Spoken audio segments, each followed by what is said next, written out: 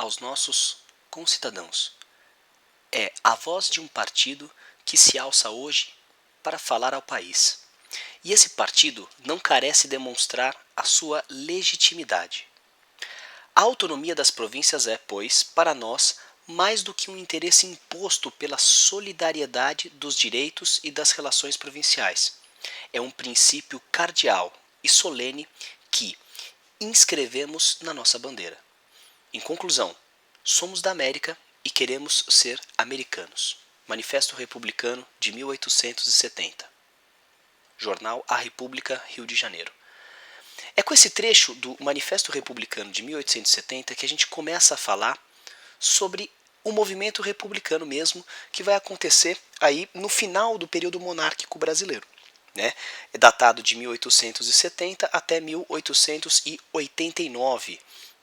Um outro fato muito importante que acontece dentro desse movimento republicano, além da publicação do Manifesto Republicano de 1870, vai ser uma reunião chamada Convenção de Itu, que acontece em 1873, nesse casarão aqui. Aqui a gente tem a residência do empresário Carlos Vasconcelos de Almeida Prado, onde se realizou a Convenção de Itu de 1873. Atualmente é o Museu Republicano, que está aos cuidados aí da Universidade de São Paulo. Bom, nessa Convenção de Itu nós tivemos a intensa participação de cafeicultores. Evidentemente que havia também aqui intelectuais, juristas, outros setores sociais também, mas basicamente a Convenção de Itu foi tomada pelos cafeicultores paulistas, ok? E aqui, na Convenção de Itu, foi fundado o Partido Republicano Paulista, o PRP, o tão poderoso PRP, que vai controlar o poder no início da República do Brasil até quase a Era Vargas. Ou seja, a República que vai ser construída também com a força dessa galera que está sendo aqui, que está se organizando aqui na Convenção de Itu. Esses são chamados republicanos históricos, ou simplesmente republicanos moderados. A gente tem que entender o movimento republicano, seja a partir da Convenção de Itu, seja a partir do Manifesto Republicano que eu li agora há pouco um trecho, como um peso que vai pressionar as instituições monárquicas brasileiras. Ou seja, o Brasil, parte dos políticos brasileiros, parte dos indivíduos do Brasil falam em república, querem a república. E para isso precisam desarticular todas as instituições monárquicas que existem. É necessário derrubar a monarquia, ok? Outra questão que a gente tem que abordar é a questão do exército. O exército, bastante influenciado por um oficial dentro dele chamado Benjamin Constant, vai acabar aprendendo e acabar sendo bastante influenciado pelas ideias do positivismo, que tem o seu principal filósofo, o Augusto Comte. O positivismo, pessoas, rapidamente, é uma doutrina cientificista baseada na explicação dos fenômenos sociais, políticos e econômicos a partir da observação neutra obtida com métodos semelhantes aos das ciências naturais e exatas. Ou seja, a gente percebe um enorme pragmatismo aqui. Para Augusto Comte, seu principal mentor, o conhecimento positivo da realidade social serve para a intervenção nas situações de crises, visando a estabilidade e o desenvolvimento da humanidade. Ideia expressa no lema Ordem e Progresso, inscrito na bandeira republicana do Brasil.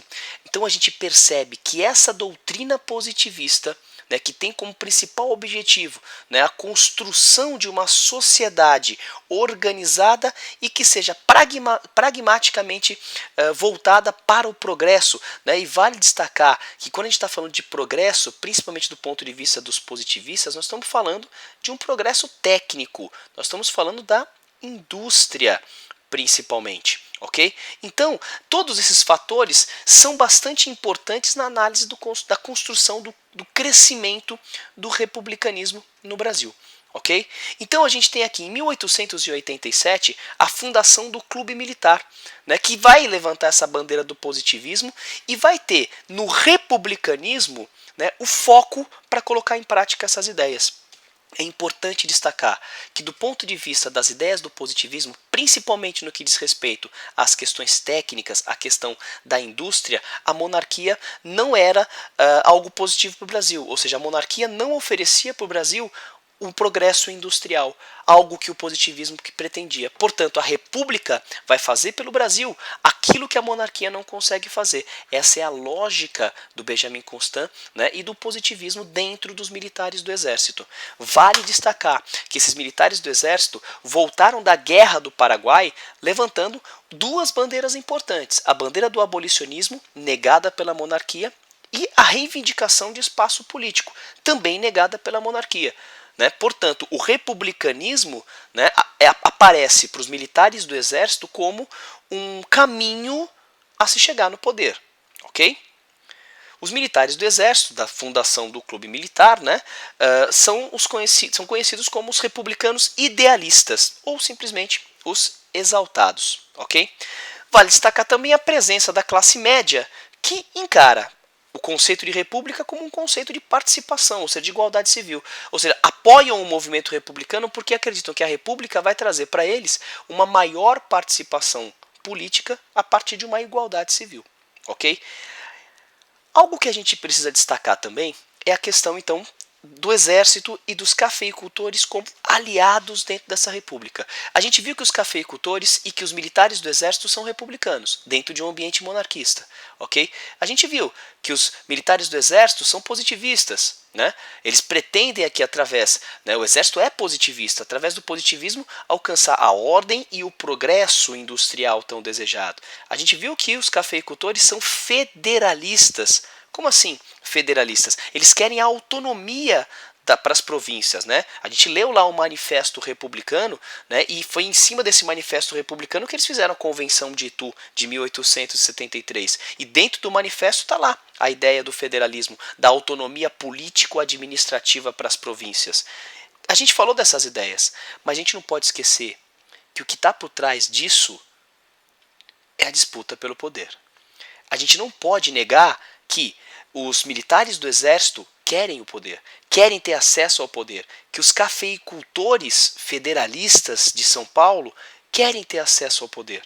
Portanto, né, o conceito de república, que evidentemente é um conceito ideológico, é um conceito político, né, e é motivado por questões políticas, questões ideológicas, mas a gente não pode ignorar que dentro daquele cenário de crise da monarquia, a república também era um caminho, tanto para os militares do exército, como para os cafeicultores paulistas, que eram negados, né, que eram excluídos, né, politicamente. A república pode ser um caminho mais curto para o poder.